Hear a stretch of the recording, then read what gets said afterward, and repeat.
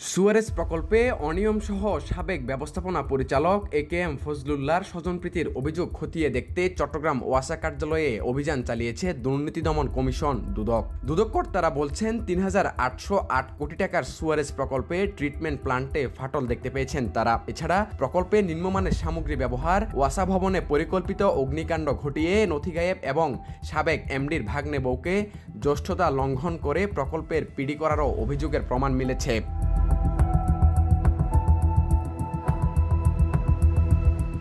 অভিযান শেষে সাইদ মোহাম্মদ ইমরান সাংবাদিকদের বলেন, আমাদের কাছে অভিযোগ ছিল হালিশহরে ৩,৮০৮ কোটি টাকা ব্যয়ে চলমান সুয়ারেজ প্রকল্পের ট্রিটমেন্ট প্ল্যান্টের মধ্যে ফাটল দেখা দিয়েছে, যেখানে নিম্নমান সামগ্রী ব্যবহারে অনিয়ম অর্থাৎ নিম্নমানের সামগ্রী ব্যবহার করা হয়েছে এ ধরনের অভিযোগ ছিল।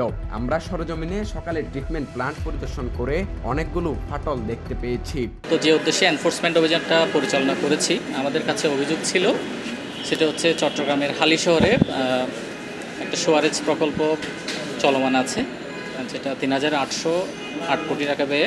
এই প্রজেক্টটা এখনও শেষ হয়নি। শেষ হওয়ার আগেই ওখানে যেটা ট্রিটমেন্ট প্ল্যান্টের মধ্যে ফাটল দেখা দিয়েছে। নির্মাণ সামগ্রী ব্যবহারে এখানে অনিয়ম বিশেষ করে নিম্নমানের নির্মাণ সামগ্রী ব্যবহার করা হয়েছে, এ ধরনের অভিযোগটা ছিল।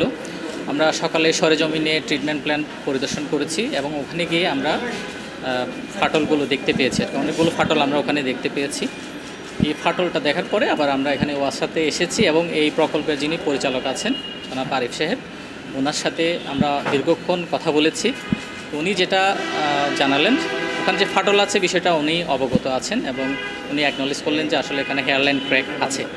তো এটার পরিপ্রেক্ষিতে উনি কী ব্যবস্থা নিয়েছেন এটা জানার জন্য ওনার কাছে জানতে চাইলাম। উনি বললেন যে উনি যিনি প্রকল্পের যিনি কনসালটেশন ফার্ম যেটা আছে, কনসালটেন্ট ফার্ম এরিনকো, ওনার সাথে ওনারা কথা বলেছেন এবং বুয়েটের যে ফাটলটা আছে এটা সিল করার জন্য মূলত যে কেমিক্যালগুলো ইউজ করা হবে এগুলো টেস্টের জন্য ওনারা বুয়েটে প্রেরণ করেছেন। এখনও ওনারা এটা রিপোর্ট পাননি আর কি। এ সময় প্রধান প্রকৌশলী মাসুদ আলমের রুমেও দুদকের উপস্থিতি দেখা যায়। এ বিষয়ে তিনি জানান, দুদক প্রকল্পের পরিচালকের সাথে কথা বলছিলেন। আমার কাছে আমাদের আগের প্রকল্পের কন্ট্রাক্টর ও কনসালটেন্টের বিষয়ে আলাপ করছিলেন। মূলত ওনারা সুয়ারেজ প্রজেক্টের পিডির সাথে আলাপ করছেন, ওনারা ওইটা পিডির সাথে আলাপ করছে। আর আমার সাথে যেটা আমাদের আগের যে প্রকল্পগুলো হয়েছে ওই প্রকল্পগুলোতে কন্ট্রাক্টর কে ছিল, কনসালটেন্ট কে ছিল, এগুলোর একটা লিস্ট আছে। সেই লিস্টে আমি তৈরি করে দিয়ে দিব ওনাদের। ওয়াসার সুয়ারেজ প্রকল্পে সাবেক এমডির ভাগিনা সারোয়ার জাহানের স্ত্রী পরিচালক ছিলেন। এ প্রজেক্টের যিনি পরিচালক এবং নির্বাহী প্রকৌশলী আছেন, অভিযোগ ছিল জ্যেষ্ঠতা লঙ্ঘন করে যারা জুনিয়র ছিল তাদেরকে পদোন্নতি দিয়ে ভাগ্নে বউকে প্রজেক্টের পরিচালক করা। এ বিষয়ে প্রকল্প পরিচালক মোহাম্মদ আরিফুল ইসলাম জানান, দুদক বেশ কিছু পত্রিকার নিউজ দেখে আমাদের কাছে এসেছেন। ওনারা মূলত জানতে চেয়েছেন প্রকল্পের যে সমস্যা আছে সেসব বিষয়ে কোনো পদক্ষেপ নিয়েছে কিনা। ওনাদের আসলে কিছু অভিযোগ ওনারা পেয়েছেন, ওনাদের হেডকোয়ার্টার থেকে ওনারা নির্দেশিত হয়ে ওনারা আসছেন আর কি।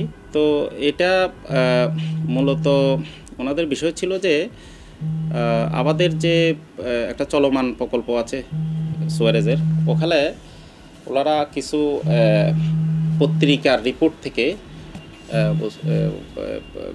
কিছু হেয়ারলাইন ক্র্যাকের বিষয়ে ওনাদের কাছে তথ্য ছিল আর কি। তো ওনারা গিয়েছে, ওনারা দেখেছে এবং চট্টগ্রাম ওয়াসার যে ইনিশিয়েটিভ, এটা তো গোপন করার কোনো বিষয় না। এটা আমাদের বৈদেশিক পরামর্শক প্রতিষ্ঠান আছে, তারা এটা যথাযথভাবে অ্যাড্রেস করেছে। আমরা এটা প্রসেসের মধ্যে আছে। আর আপনাদেরকে একটু বলে রাখি, যে কোনো কংক্রিটের স্ট্রাকচারে হেয়ারলাইন ক্র্যাক কিন্তু এটা স্বীকৃত একটা বিষয়। আপনারা দরকার হলে অন্যান্য প্রকৌশলী যারা আছে এইসব বিষয়ে অভিজ্ঞ, ওনাদের সাথে আলাপ করে নেবেন। এটা কংক্রিটের হেয়ারলাইন ক্র্যাক, এটা বাংলাদেশ যে বিল্ডিং কোড আছে সেখানেও বলা আছে। তো সুতরাং সেই অনুযায়ী এটা হতেই পারে এবং সেটা স্ট্যান্ডার্ড রিপেয়ারিং মেথোডোলজি আছে। তো সেটা আমরা ওই প্রসেস ফলো করে আমরা কাজটা করছি। তো সেটাই ওনারা মূলত জানতে চাইছে যে এটা হয়েছে ঠিক আছে এবং সেটা যথাযথভাবে আমরা মেরামতের ইনিশিয়েটিভ নিয়েছি কিনা। অভিযানে অনিয়মের সুনির্দিষ্ট কোনো তথ্য পেয়েছে কিনা সাংবাদিকদের এমন প্রশ্নে সাইদ মোহাম্মদ ইমরান বলেন, কিছুটা অনিয়ম তো অবশ্যই আছে।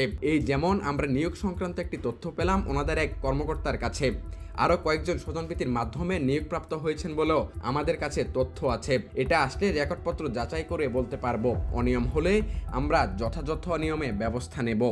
এই প্রজেক্টের যিনি পিডি আছেন এবং নির্বাহী প্রকৌশলী আছেন, যে ওনাদেরকে অভিযোগ ছিল হচ্ছে ওনাদেরকে জ্যেষ্ঠতা লঙ্ঘন করে যারা জুনিয়র ছিলেন তাদেরকে পদোন্নতি দিয়ে এই প্রজেক্টে পিডি করা হয়েছে। তো এটার জন্য আমরা সচিব মহোদয়ের কাছে জ্যেষ্ঠতা তালিকাটা, গ্রেডেশন তালিকা যেটা, এটা আমরা চেয়েছি। এটা অ্যানালাইসিস করার পরে আমরা বলতে পারবো যে আসলে এখানে জ্যেষ্ঠতা লঙ্ঘন করে ওনাদেরকে নিয়োগ দেওয়া হয়েছে কিনা। একের পর এক প্রকল্প নিলেও নগরে কাটেনি পানির সংকট। প্রকল্পের সুফল নিয়েও রয়েছে নানা প্রশ্ন। এ নিয়ে দুদকের অভিযানকে ঘিরে সৃষ্টি হয়েছে নানান গুঞ্জন।